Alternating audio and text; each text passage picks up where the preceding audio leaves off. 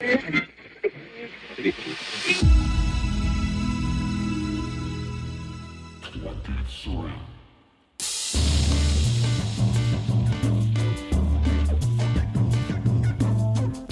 and welcome to Spotlight On, a production of 23 Media Ventures. I'm your host, Lawrence Purrier. Today the spotlight shines on award-winning violinist and composer Aline Homzy. Aline joins us on the occasion of the release of her first solo record, Éclipse, which is also the debut album with her group Aline's Étoile Magique. Aline is known as one of Canada's finest jazz violinists. Her music has been performed by the Toronto Symphony Orchestra, Swedish guitarist Mikko Hilden, and South Korean bassist Yongwon Cho. She is also interested and committed to the cause of economic justice in the arts, creating opportunities for patrons of all economic levels to attend live events and finding new funding mechanisms to get musicians paid a fair wage for their work. Aline spent the summer of 2023 performing with Étoile Magique at festivals across Canada. Please stick around until the end of this episode for the track Circa Herself by Aline's Étoile Magique from their debut album Éclipse.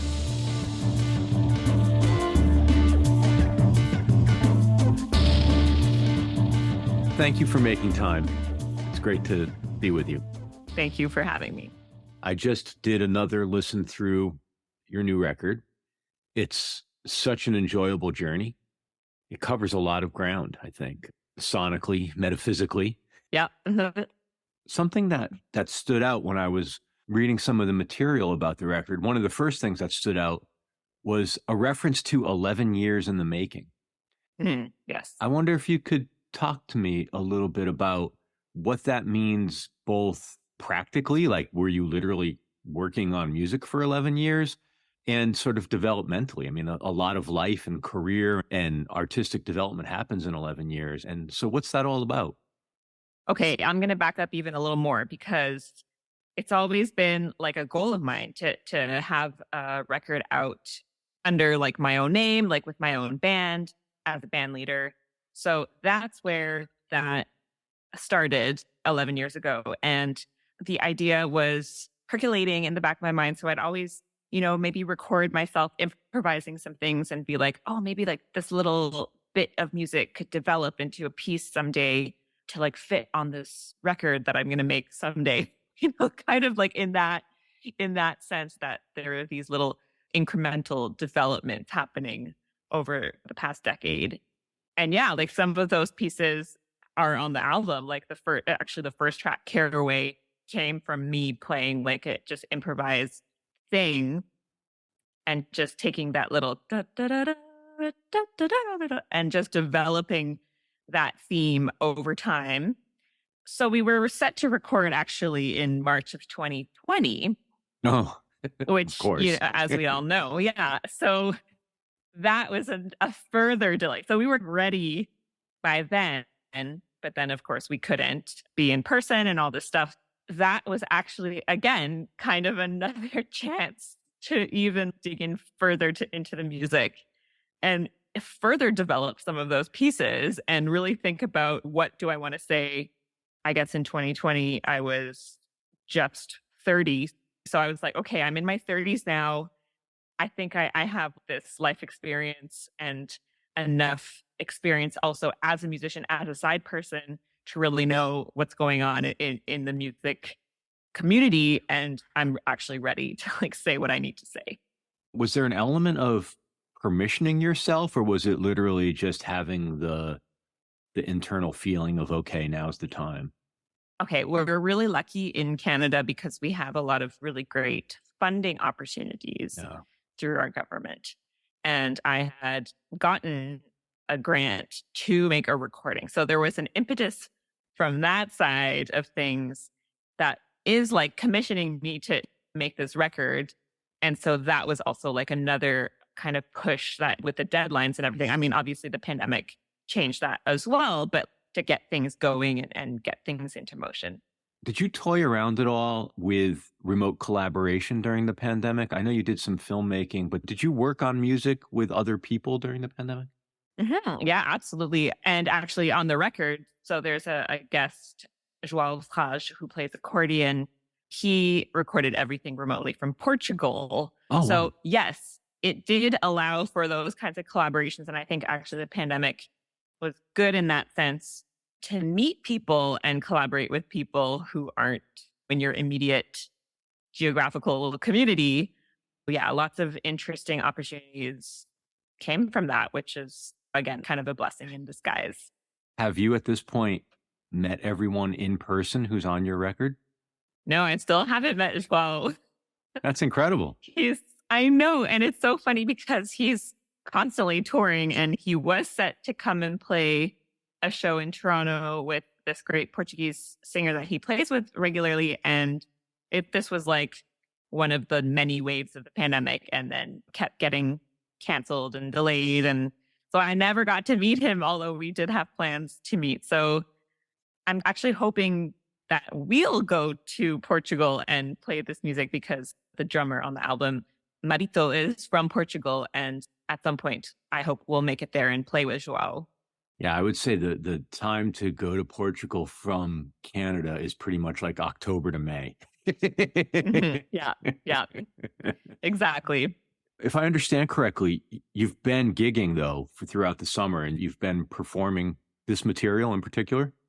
Exactly. So we went on a cross Canada tour, playing all the big jazz festivals throughout the country, playing the music from this album and a few other things. And it's kind of like a funny way to do it because most people, they put the album out and then they tour, but we toured and then put the album out.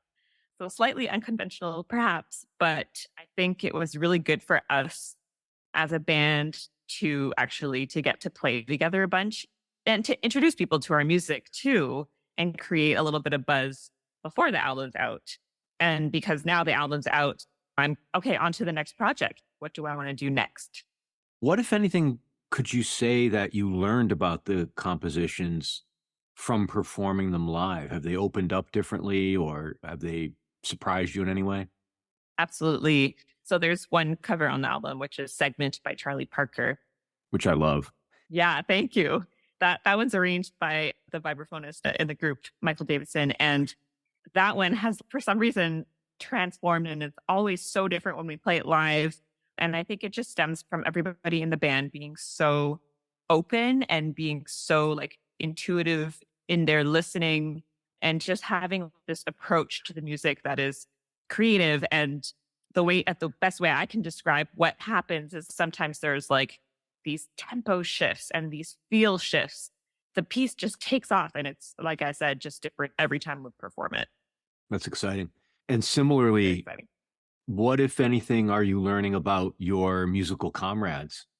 Oh my gosh. I mean, spending 2 weeks on the road with people, you see them every day. You learn a lot. We learned that we all love food and we all love great food and good wine. So we spent a lot of time searching out, okay, we're in this city tonight. Like, where's the hot spot to go for dinner or even for breakfast or for coffee? So that was so much fun just getting to know everybody in that sense and having that social aspect of being in a group. It's just so great. It's so funny how many musicians I've talked to, the conversation doesn't take long to turn to food. You know what? I thought about this a long time ago and I don't want this to come across any other way, but I get along well with people and musicians who are into food and the musicians and people who like aren't into food. I don't know. There's like something different about the way they approach music. And I just don't jive as well. That's funny. It's so weird. Yeah. That's funny. Just for the fun of it, I'd love to explore that with you for a moment. What do you overlay on that? Is it an open-mindedness? Is it a sense of adventure? Yeah, I think both of those things. It's just being open to just trying new things. And actually, a lot of the restaurants that we discovered throughout the country were places that actually don't have a set menu necessarily. So you have to kind of be ready to just eat what's in front of you and just go with it. So I think it does come across in the music making, in the improv, and even like people's composition style, like just that openness of being able to just go somewhere that's a little less comfortable. Yeah, I like the psychology of that. It's fascinating. It's fun. It is. Yeah.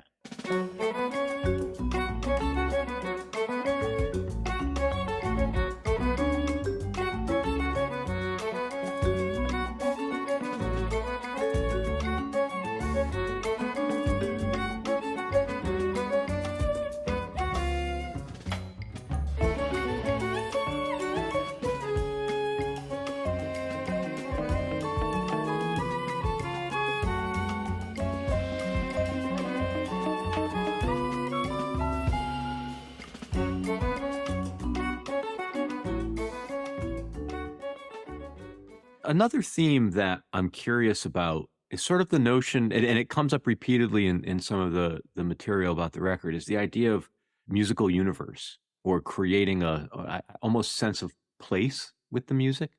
Could you unpack that a little bit for me? There's clearly a lot of intention behind that.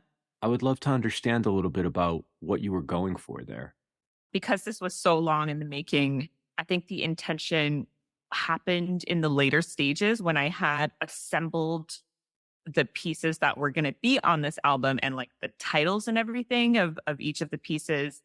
I think I approach a lot of my projects and my compositional kind of style with this sense of like, okay, I'm entering a house and there are all these rooms to explore.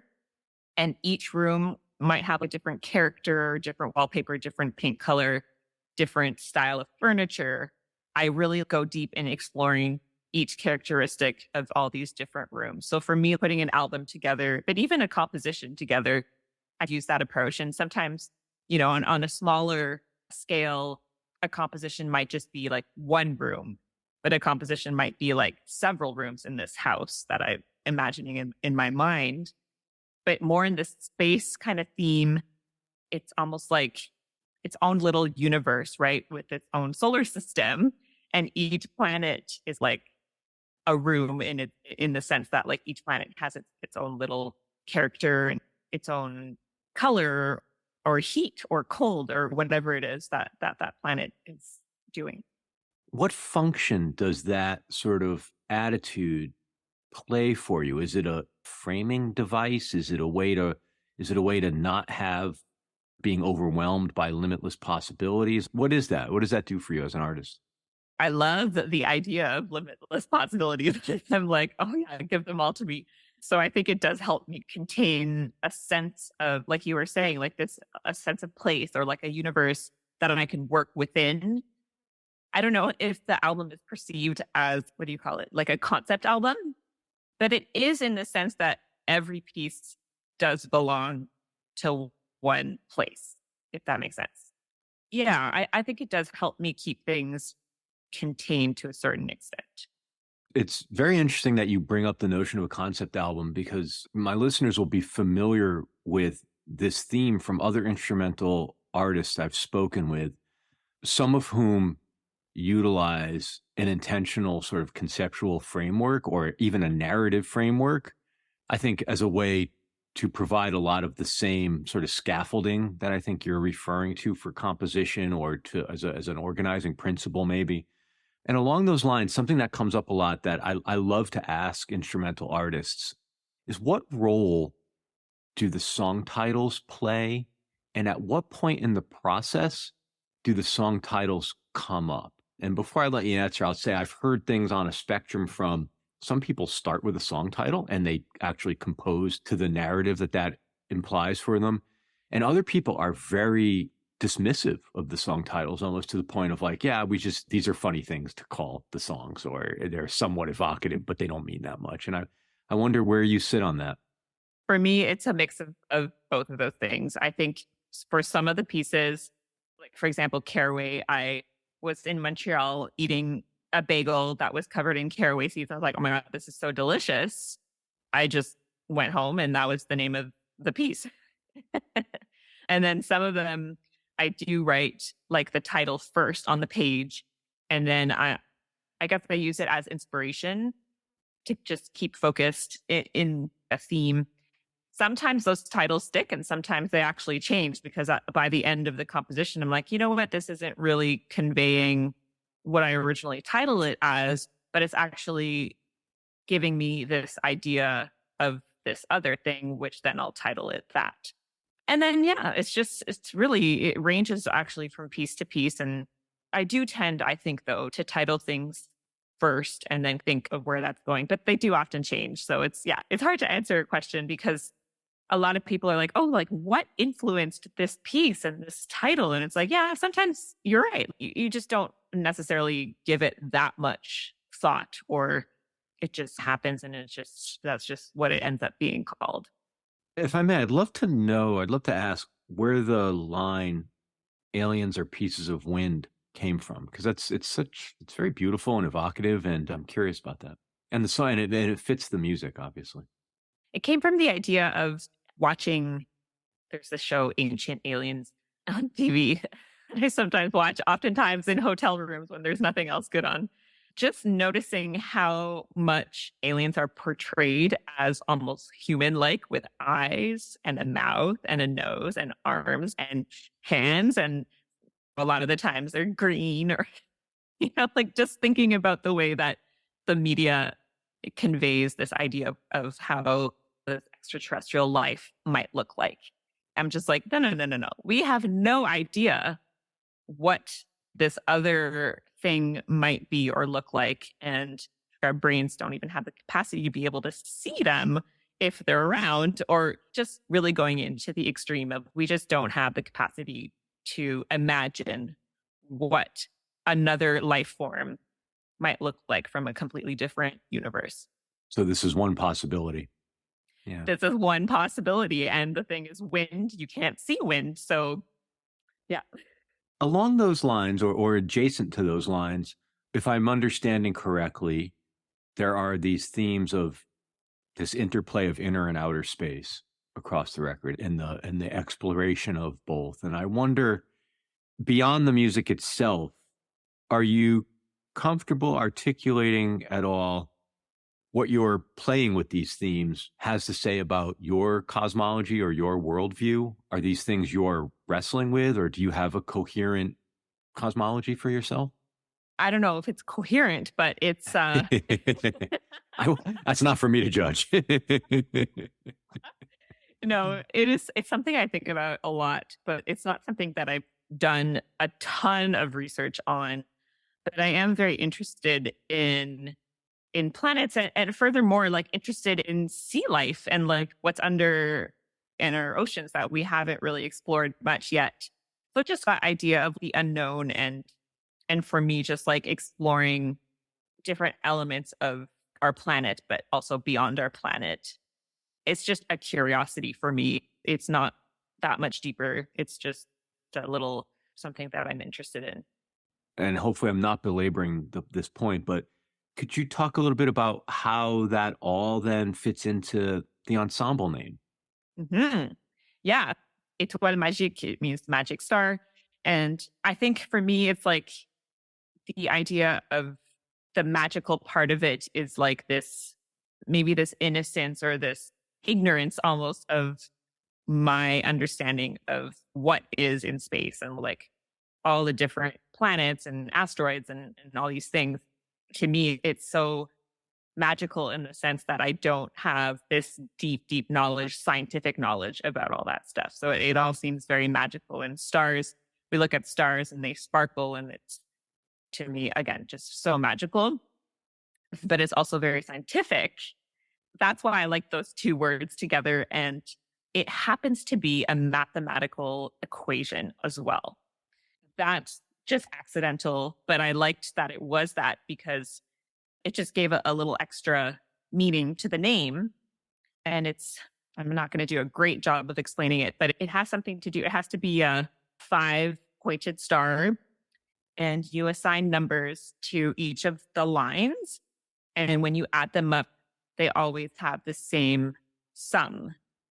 It's just this other like mathematical equation that is assigned the word magic. And for me, like math and magic also don't really go together. So I just thought that was pretty neat. We'll be back with more Spotlight on. If you like what you've heard so far, please share us with a friend and leave a review on your podcast platform of choice. For past episodes, web-only exclusives, and to join our mailing list, visit us online at spotlightonpodcast.com. And now, back to Spotlight On. Something else that really stands out with the record is the use of some post-production work or techniques. As a listener, I don't know how much I would have caught had it not been specifically called out in some of the narrative about the record. But with that said, the flourishes are there. And there's an atmospheric nature to the record where there are moments where I feel like, this is like firmly rooted in the tradition. I recognize it as almost and I'm sorry to actually do this in front of the artist, but there's maybe a 70s fusion element. It sounds as part of a tradition, I guess, extending Yeah. from there. And then other times, the more emotive, expansive, the use of like synth pads or things of that nature, the swelling nature of it. And I wonder, how do you contextualize that as a improvisational musician? Like, how do you put guardrails around that or rules or I don't know. I'm struggling to articulate the question. I know it's not fair for you, but No, it's great. it's a different toolbox It is. than simple improvisation. And I wonder, like, how do you think about using all the palettes? I've always been fascinated with actually using studio time in that sense because it's such a different experience recording in a studio, playing in a studio than playing live. The advantage of the studio is that you can layer things at a later time. In the moment, sometimes when you're performing or even in a studio, you're playing and you're like, oh, I actually can hear this other thing happening, but I can't do it all. It's just not possible when you're doing it live. That's just for me the magic of the studio and the power of the studio. And using it that way can enhance certain things and elevate certain things in a way that is just not possible live. There's one piece called Rose du Ciel where, okay, it's not quite a synth, but it's Michael played bowed vibes, just a whole track of bowed vibes throughout the whole piece. And then in the studio, we just manipulated a bit of that sound and boosted some of the overtones and just mixed it in a way that is just this underlying layer that's just giving us this sense of warmth that's just emanating underneath everything else that's happening. I just love that kind of feeling when I'm listening, especially with headphones, where you could really get into the sounds and discover every time you listen again, you might discover like another layer that's there that you might not have perceived actually upon first listen. So those kinds of things are really special to me. And using the studio in that way, it's really fun. Also, such a fun process. Do you currently, or do you foresee incorporating any of that into the live presentation? Would you trigger things or add another synthesizer player? Like, how does that integrate into live? We haven't in this tour that we did. We just did it, with our instruments. But we were thinking about maybe in the future if there was a way to have a synth, especially on something like Segment, because it's such a vibe having that synth sound play those chords right off the top. And it's something that we could easily just loop until we start soloing or something. So just to give it that extra little boost of, again, it's all about the vibe. It's a very exciting moment in, I think, improv music because there's definitely a convergence of improvisational music and electronics.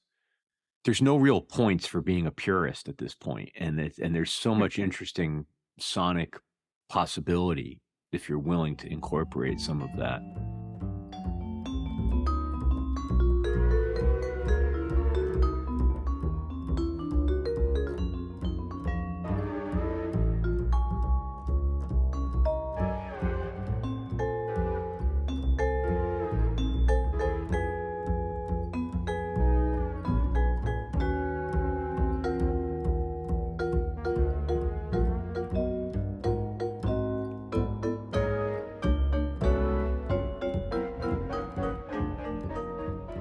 I wanted to also ask about some of your other interests or concerns, and in particular, your work and enthusiasm around sort of the economics of the business and economic justice. I wonder if you could talk a little bit about how did you come to have an awareness of the disparities? I would assume to a certain extent it's glaring, but not everyone stops long enough to adopt a concern for it. So I wonder if you could talk a little bit about your history with that issue. Yeah, absolutely. It's being in a big city like Toronto, it really becomes apparent the longer you're here. I really noticed, I don't know, maybe out of school perhaps, like how little people in such a large city go out and pay money to see art. And it's not just music, it's dance, visual arts, whatever it is. Music for me, I'm going to talk about music because that's my most familiar community. But just a city of this size, and you go out and see amazing music happen almost every night. And there's either other musicians there or there's no one there. A lot of these gigs aren't supported by the venues either, in the sense that the venue, yes, it's providing a space for the performance to happen, but the venue isn't doing any work to promote or to pay the artists that are coming through their doors. It's unsustainable. They're not able to support themselves, and they're not able to afford living in a city like Toronto, which is known for its culture and its diversity. But there's this disconnect. Sure, you can go see big artist names, and it's going to be sold out and there's lots of people there. But I always wonder, okay, but why aren't these people like out supporting like the local artists? Why is it so hard for them to justify paying $10, $20 once a month, even once every 3 months, to go out and see like a local show? So for me, spreading the awareness of that became a little bit of a goal. I think this was in 2018. I put together a music series that was highlighting women instrumentalists, band leaders. And part of that was that I wanted to actually open the accessibility to people who actually might not be able to afford going to concerts. So I wanted to be able to open the doors to people. And so some people paid more money who could afford it, and some people paid less money or nothing if they really couldn't afford it. But everybody was able to experience the concert. Was it a voluntary, like, I would offer to pay more to subsidize someone else? Like, how did that work? Not necessarily. I had set up a, what's it called, Kickstarter campaign type thing. Through that is where I said, if you want, you can pay for someone else's ticket, or you can pay for someone partial ticket or whatever. And it was great. People were into it. So that's how that happened. You asked the question of, to paraphrase you, I apologize, but basically, like, why aren't people spending the $10 or $20 to go out once in a while to see local music? And we could attach all kinds of qualitative words to that, right? Sometimes it's more interesting. Sometimes it's even more surprising to learn that there's incredible musicians, maybe sitting next to you on the metro, and you wouldn't know it if you didn't go out. What have you learned about the why? I mean, it's really interesting. I live right on a street called Queen Street in one of the busiest parts of our city. It's busy in the sense that there are a few places where people will line up for hours to get into a club or a restaurant or whatever it is. There's like a sense of like a spectacle, and they want to be at the place that everyone else is, and they want to be seen. They take their phone out and take pictures of themselves in those places. And it's almost like checking a box. It's like, okay, I did it. I went to that super trendy place. Now everybody can see that I did the thing. Truthfully, I've been to some of those places, and I'm like, this really is nothing special. It's just a very expensive way to spend a night. And I think people are missing the point of the experience and missing the point of spontaneity. And the idea that, hey, there's this music venue that has music every day. Let's just go see what's happening there. People aren't open to that. And I think people have become so concerned financially, which is understandable, that they're like, okay, I'm setting aside $200 for a Saturday night outing, and that's it. And people will go and have a fancy dinner and drinks, and that's their spending for the week or even sometimes for the month. They like limit themselves in what they're wanting to do, even though it's only going to cost $10 to go and experience something that might change your life, literally. Yeah. They're just not willing to go there. What's the path out of that? Honestly, it's something I think about so much, and I don't have an answer, but I think it comes down to potentially two things. Perhaps education for young children in just teaching them about spontaneity and teaching them about the benefits of experiences Mm. and the benefits of arts and culture and sharing arts and culture. The second thing is, yes, we have a lot of funding support from the government, but we don't have visibility support from the government. So artists can put on events and have the budget to put on the event, but then it's hard to get people to come out because there's only so much an individual artist can do to promote their event. So almost the need for almost like a separate media fund or a promotion fund that you could apply to in addition to your creative grant. Yeah, yeah. But we have to almost teach people that it's worthwhile to go and be there and experience something, especially if they don't know who you are and they don't know what you do. So it's a huge challenge. And I'm not saying that it's specific to Toronto. It's happening, I think, globally, although there are some places I think that are doing a little better. Yeah, I'm curious, specific to Toronto, are there venues, as someone interested in, say, left of center music, that if it's booked there and I buy a ticket, it's probably going to be, at the very least, it's going to be interesting. Do you have those type of venues? Because we have a few here in Seattle that for sure, if you buy the ticket, or some of the places are still donation based where there's an envelope and whatever money you leave goes directly to the artist, you're pretty much guaranteed to be somewhere on the spectrum of entertained or challenged, if that's what you're going out for. And that's exciting. I don't need to know who this artist is. If it looks interesting, it's probably going to be. Do you have those outlets? We do. We have an amazing space called the Transac. It is like a pay what you can situation.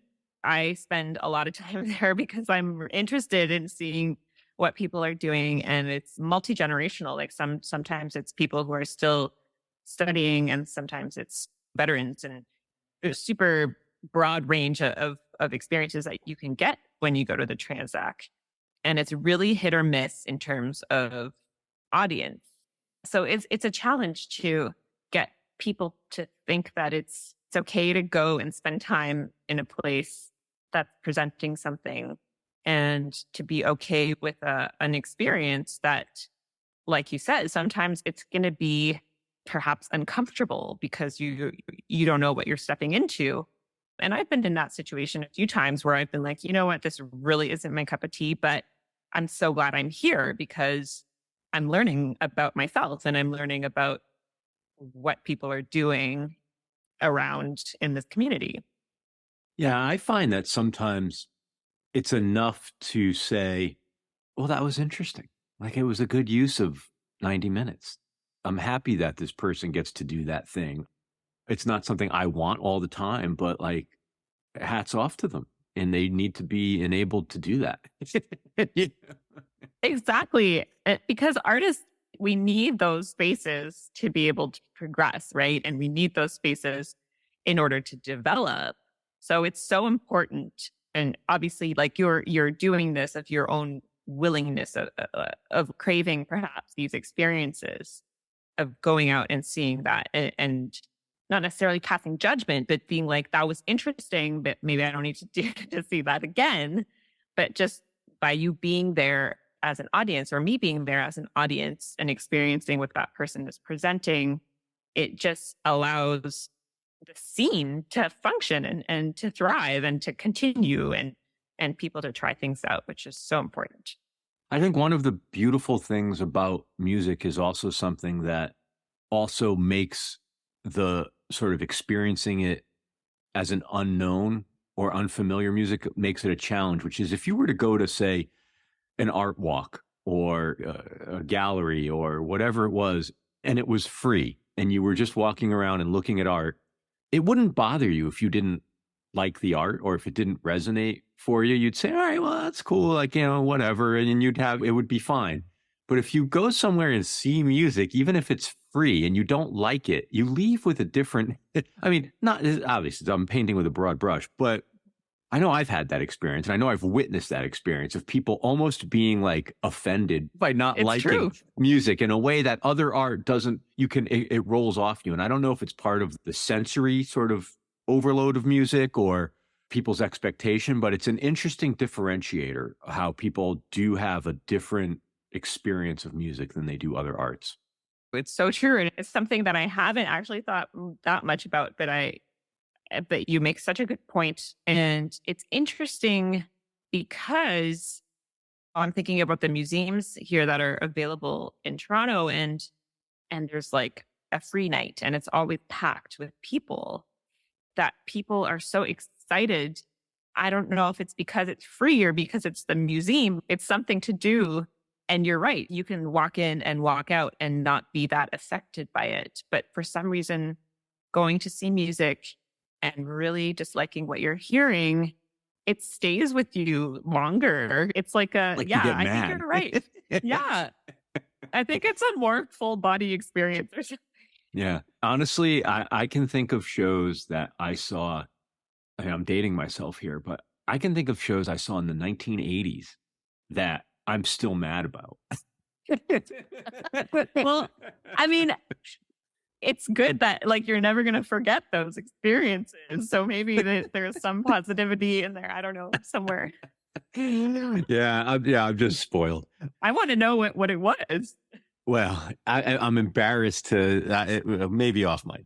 I've been the same, regardless of genre. I've been the same type of music fan my whole life, which is I will go see almost anything once.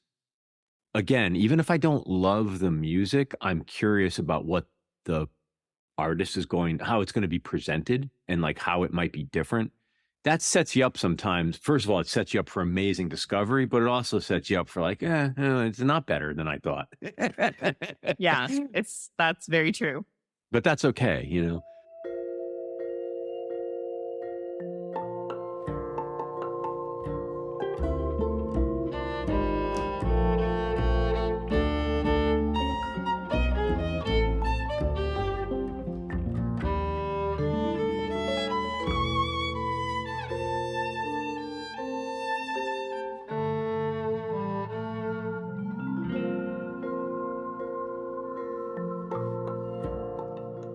So you opened the door earlier to something that I wanted to ask you about, which was you said you're starting to think about what's next. And I wonder how developed is your thinking and what's next? And is it with this ensemble or do you have a completely new concept?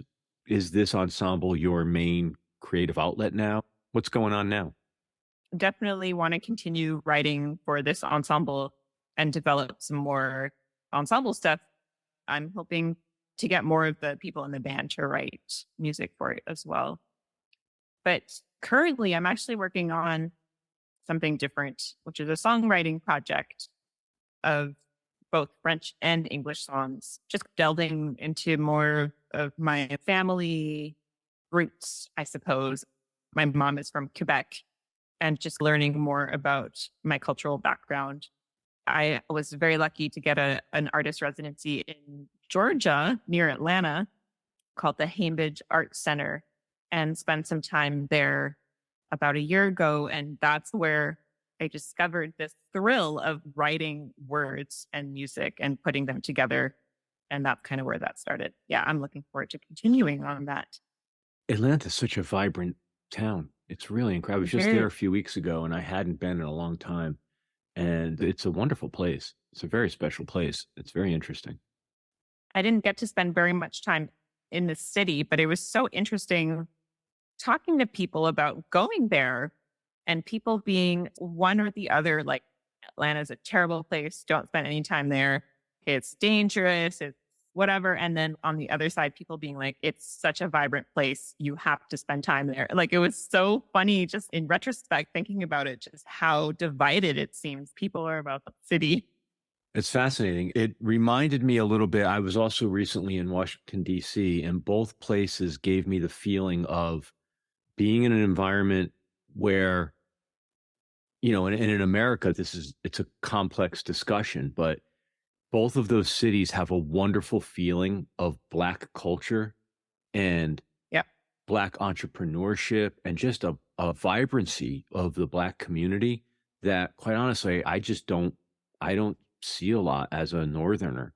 And it felt great to be surrounded by that influence and to not have it so separate and segregated the way it feels like in other parts of the country. And it's in the air, like you can feel it. You can feel the business ownership. You can feel it in, even just as a casual observer looking at like advertisements for nightlife. Like it's really incredible. It's really incredible. It's something to actually feel optimism about if you're looking for something. You're so right. And I definitely had that experience as well because Toronto is super diverse, but it is Yeah. quite separated, especially I would say in the music community. It is somewhat diverse, but it's not that diverse. I've spent a fair amount of time in Toronto over the years, and I've always thought of Montreal as much more multicultural. And I feel like I missed out on elements of Toronto. It's a beautiful city, but I never really felt the arts and culture the way it seems more apparent everywhere in Montreal. There's just a little bit of a different vibe. Maybe it's the sort of faux European nature of Montreal, but yeah. I think it is. I mean, I grew up in Montreal, so going from Montreal to Toronto, there is quite a difference of just available culture at your fingertips. Like Montreal you pay higher taxes, but you get like this little card that you present at museums and things, and you get in for free or you get in for a discount. There's just more in place to promote people Civilized. going out. Yeah. It's amazing. Well, thank you for spending time and exploring some of these topics with me. I very much enjoy the album and look forward to promoting it. So thank you very much. Thank you so much for such a great conversation. I really enjoyed that. Thank you so much, Aline Homzy. As always, thank you for listening to Spotlight On, a production of 23 Media Ventures. I'm your host and executive producer, Lawrence Purrier. We're produced and edited by Michael Donaldson, with theme music by Q Burn's Abstract Message. For past episodes, web-only exclusives, to make a donation to support our production, and to join our mailing list, visit us online at spotlightonpodcast.com. Thanks for listening, be safe, and stay in touch.